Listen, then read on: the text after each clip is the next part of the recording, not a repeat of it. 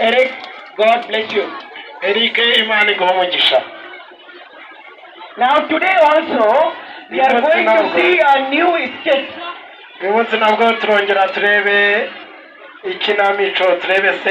And this skit is about the life of a saint.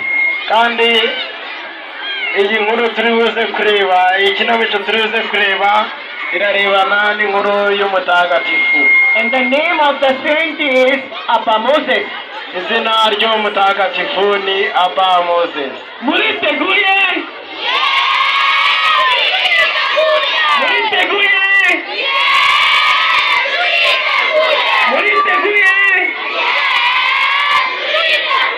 Now I want all the volunteers to come here so that children should not run. Make sure they are not running this side. Reka dusabe abakorerabushake bahagarare impande zose, abana bakurikire sene bari kuyirebera hano imbere ahubwo bataje gutegera hano.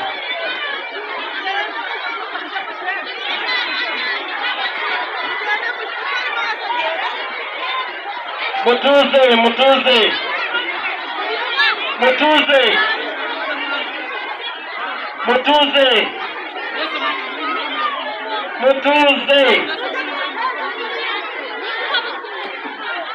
Nimudatuza ntabwo mabwira inkuru y'umutagatifu uyu munsi. Tukihorere, tukihorere.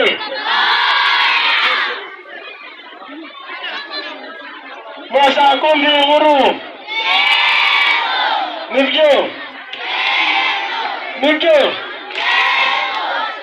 Tugiye gutangira rero.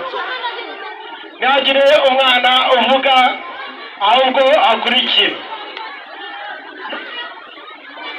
Murabyemeye? Murabyemeye? Abana b'inyuma mwicare, mwicare.